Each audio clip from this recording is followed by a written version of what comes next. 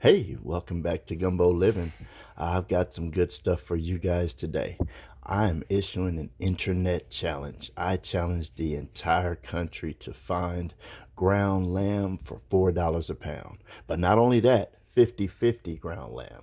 I'm going to show you where you can get it, how you can make it yourself, and know that it's not full of snouts and hooves, and it's actually full of good meat and good fat. Make it yourself and pick it up. Get you some actually delicious. Let me see if you can see that.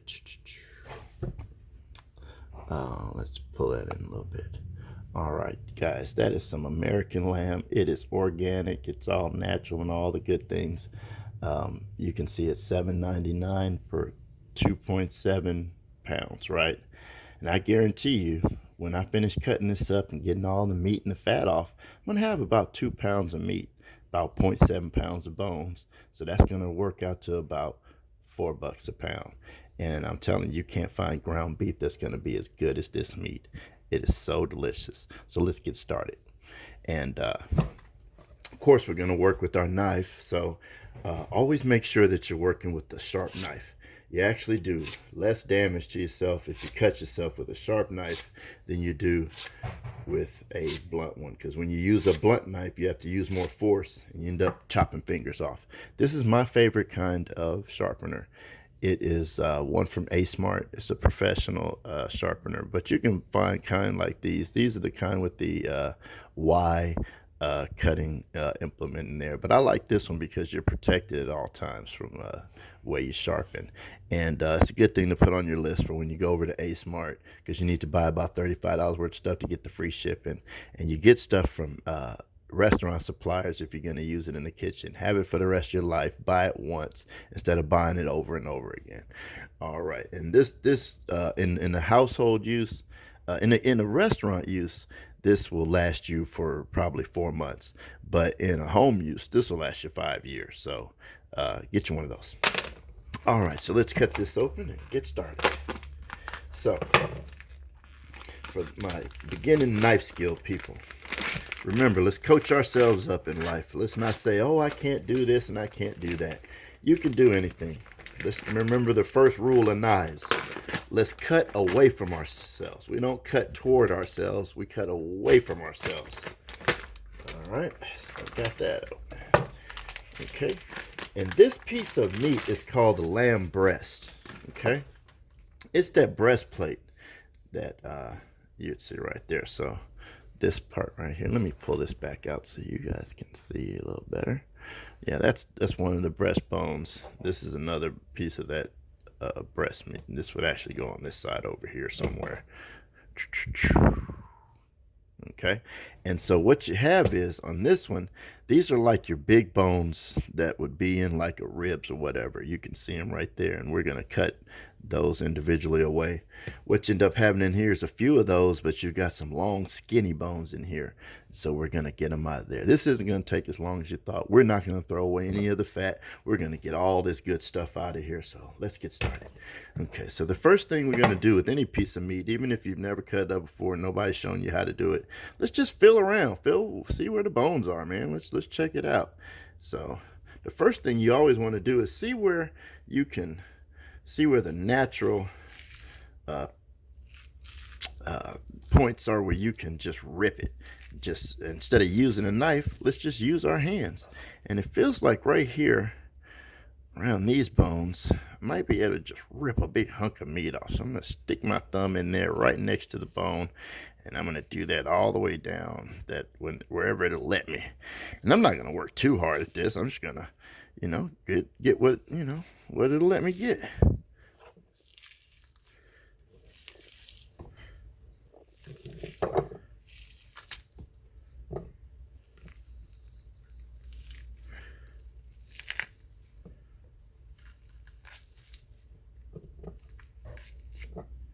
All right. And remember, there's no such thing as waste unless you waste stuff, okay? So even these bones right here, we got a little plastic bag over there, and we're gonna save every one of them, and every little bit of meat here is gonna go into a stock pot and gonna get used, okay? So let's get rid of this bone. All right, can you see right there? Let's bring you in here a little bit. Okay, so there's some little bones right here. They stop around there. You can feel them right there. So let's get our meat, and we're going to uh, feel for that bone right there. We're going to come down right in here. Okay, we're going to keep our hands back. But anytime you're cutting anything, just remember, don't go higher than that outside knuckle. Keep your fingers bent back, and you can't cut yourself. But wherever we feel it, we're going to just cut that bone off right there, right? All right, and that's what you end up with, this little bone right here. And yeah, like, see, there's a little bit of meat on there, but I guarantee that's going to come in handy when we do our stock and make our stock nice and rich and delicious. So, but there's a little piece of meat, just like, you know, when you have pork ribs, there's a little piece of meat there. So we're going to take our knife and just run right here next to the bone and then get that piece of meat off. That's a nice piece. We'll set that aside. We'll get our bone right there. Let's see. And let's not, you don't want to get so fancy where you're getting any gristle or anything like that in there. You're making yourself some good ground meat. So we're going to let all that gristle and stuff be boiled away and used in our stock pot. But we do want all this fat because that's just good for you. And on the keto diet, there's never too much fat. So let's get it right there.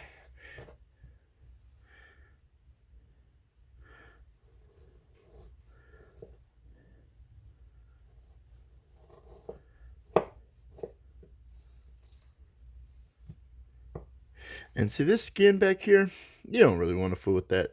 Like I said, that's more for stock. You can get it off of there, but it's just not worth it. It's just tough, and you don't want to eat that. So you want the soft fat, soft pieces. So put that away. Let's get this next little bone out of here.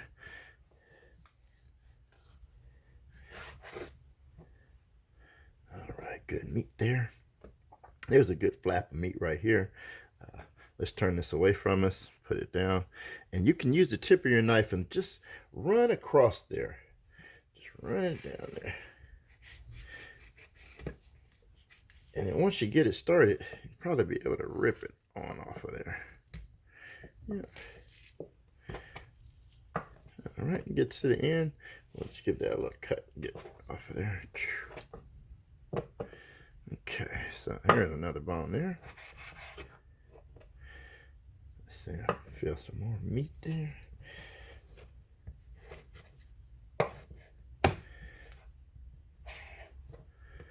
Okay, let's see. Rest off the, oh, see, I got me a little bone in here. So let's cut around that.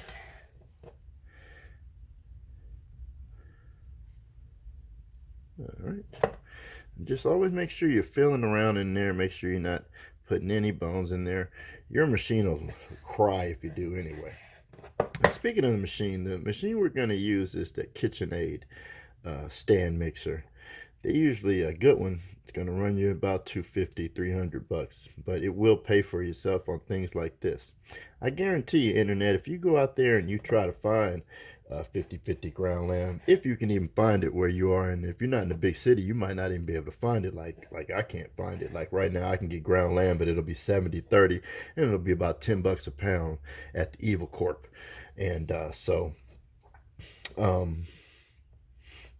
usually, you know, like if I was to go on Amazon right now to get it shipped to me, I would have to pay about $18 a pound. So let's just say you can get 50/50 lamb where you are from a butcher for $10 a pound. I'm going to show you how to make it for $4. So that's $6 a pound times 2 pounds, $12 we're going to save on this trip. We do that enough times per year. In 1 year, we can pay for that KitchenAid, and we haven't even reused it for anything but ground meat, and it has so many different attachments that you can use for a lot of different things. So it's a good investment, and I think every kitchen should have one. It's almost as important as a stove, I believe. It's like it goes refrigerator, stove, KitchenAid as far as your big equipment in the kitchen. All right, I think I feel a bone right there. So wherever you feel a bone, you take your knife and you dig it in there and just feel along that bone. And wherever you feel it, just score your knife, pull the other part away. So I get a little piece of meat. I think I can get that off of there. There's some fat I can get off.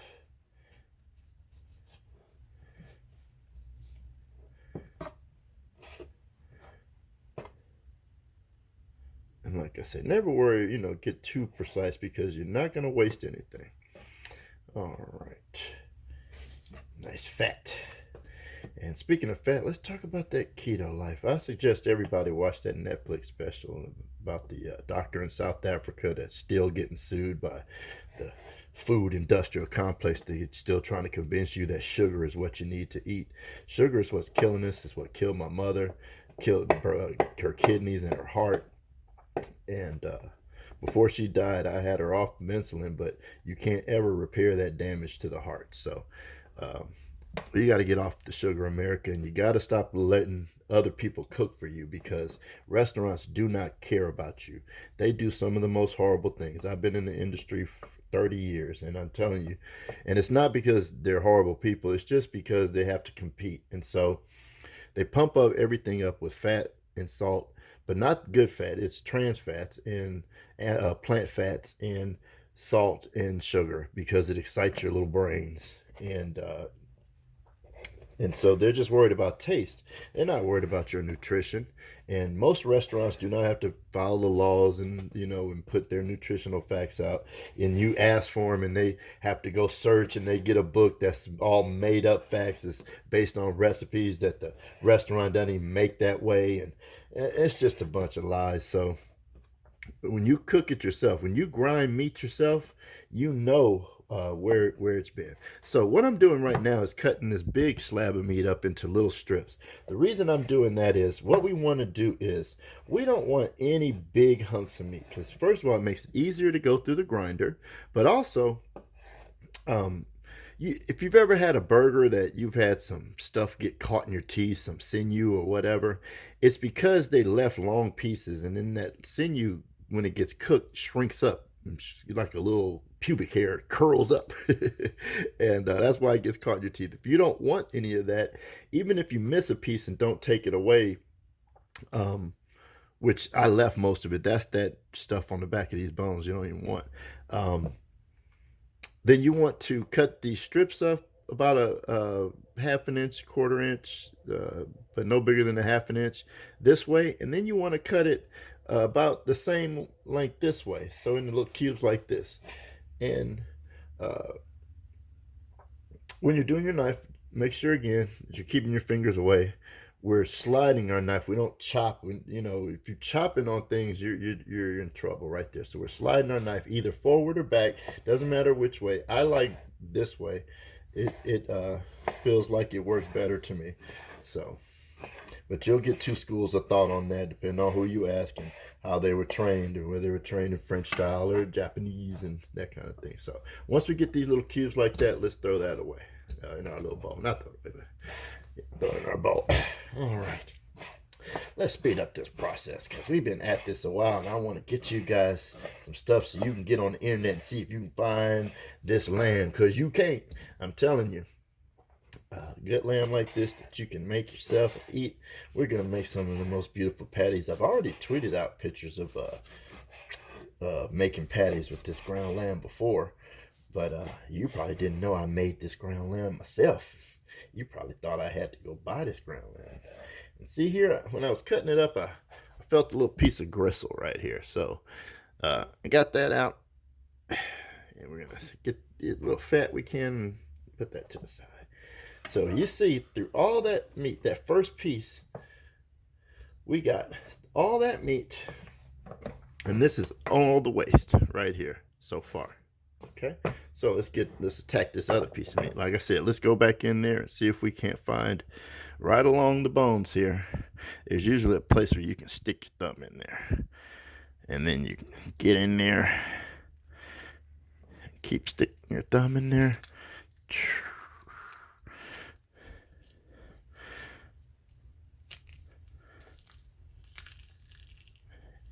And if you feel like it's too hard to do, once you stick your thumb in there and get it started, then you can stick your knife in there and then just follow the bone. Wherever you feel bone, just push that knife right above it, and you should be able to follow the architecture until you get a piece big enough to, like you see this piece here. Let's get there. Just follow that bone down because there's that bone right there. So we'll just follow it. Now we're grabbing this piece right here and we're just going to slide our knife along and pull back on the meat as we go. So we're trying to slide on. Now, I'm breaking my rule and I'm cutting toward my hand, but I'm protected by all this meat and I'm doing this carefully. And I'm sorry, you can't protect yourself from everything in life. That is a bunch of crap that doesn't exist in the real world. So join me, leave Narnia, and let's chop this meat up and get at it. All right, so got a big piece of hunk of meat. Oh man, we're getting all this meat off of here so easy. Look at how easy this is. Okay, so that's a big hunk of meat. That's almost all the bones. There might be a little bitty piece of bone in there somewhere, but not much. Okay, let's get this hunk off.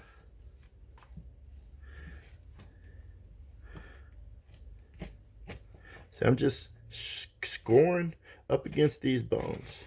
And as I do that, I'm pulling away. And this meat, it just wants to come with me because this is how it's made. It loves coming with me.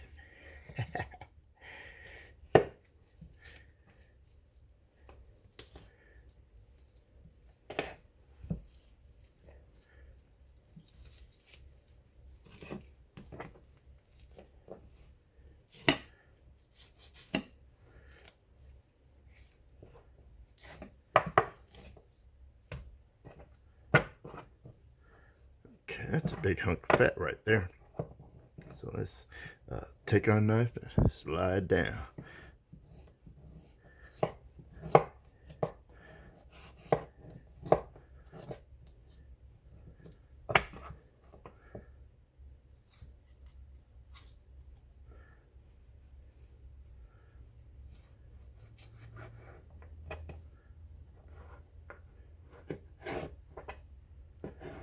So I'm just cutting, stabbing in there wherever I feel bone. I'm not stabbing hard. I'm just mostly, oh, that's bone, so let's stop there, you know, and just moving away. So there's some little rib cage ribs right here. So let's get in there. That's not enough meat to worry about. That's not enough meat to worry about. I think there's actually, there's a little bit of meat on the backbone right here. Let's rip this up. So we're just breaking these bones in the joints. There's some joints right there. So that'll make some good collagen for our stock later. So this little bit amount of meat, I'm going to leave that on there for my stock. Like I said, we got plenty of meat coming our way. So, and like I said, I know some of you in the country can't get ground beef for $4 a pound. That's 50-50 and decent. So you're going to love this. So let's see. Cut in there, and I'm just kind of cutting in here. I'm not going to probably use any of this meat, but I'm breaking it up so it fits in my bag easily. And when you start doing your stock, you don't want everything to be a big bone. That way, more stuff can fit in your little pot better when you're making your, trying to fit all your chicken and bones and whatnot in there. So let's just rip that up. Yeah. Well, there's a good little piece of meat there, so I think I will take that a little bit. So I'll just rub up against my bone. Yeah, see, that's good a little bit. Just being greedy.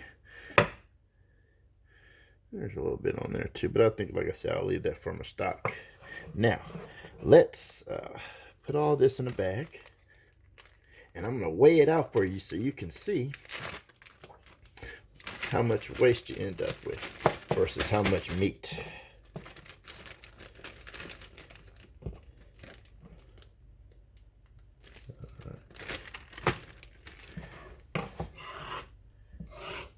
There's so much fat in this lamb, it'll just get all in your board and everything. So clean that up with my knife and wash my hands a little bit.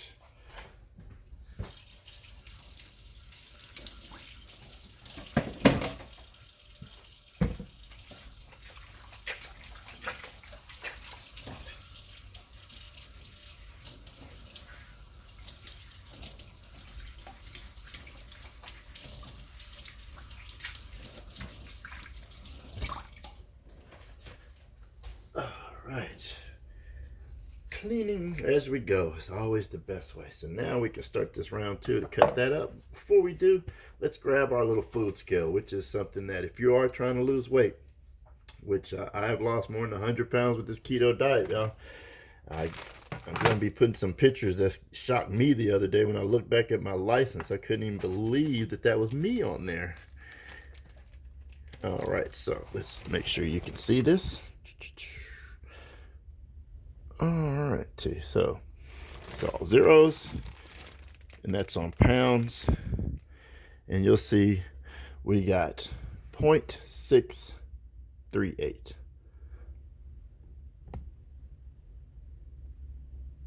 0.638. So that's actually less than the 0.7 I thought it would be, roughly, but let's round up. So we got 2 pounds of meat, guys. 2 pounds of meat for $8. You can't beat that, and it's going to be so good. So I'm going to finish cutting this up right quick so we can do that. This long piece of meat. Like I said, remember, just cut up some strips. Oh, this is another good tip. When you have something that's tougher on the top than it is on the bottom, let's put the tough side down when you're cutting it, okay? And the fat is always going to be tougher than the meat. So we'll put that fat side down, and then we'll try to get that nice, even cut there. So get that.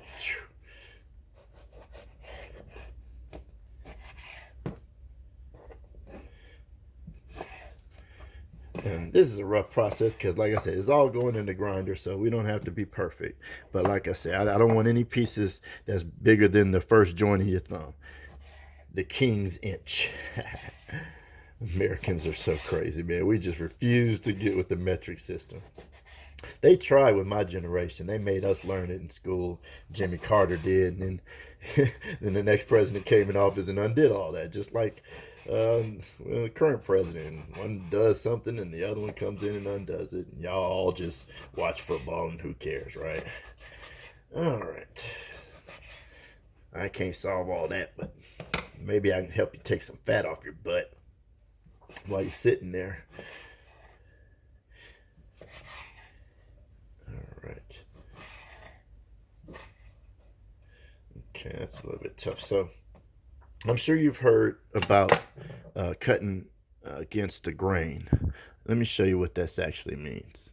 So this is a good piece of meat to make an example. You can see grains running this way. You can see grains running this way. And most meat is like that. It's never all going to be in one direction. So you usually have to start angling your cuts on a piece of chicken or beef or anything. So you always want to be cutting. See, these are, have you ever had strings of beef in your teeth? That's what these strings are. Is when you don't cut these short enough, you get those strings in your teeth. So you always want to be cutting across those strings.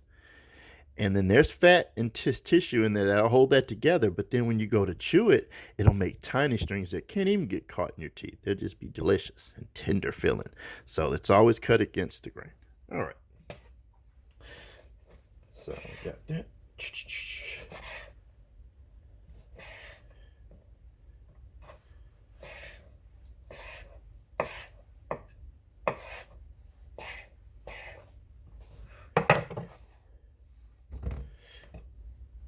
Okay, I'm going to pause the video here, and then I'm going to set up my grinder.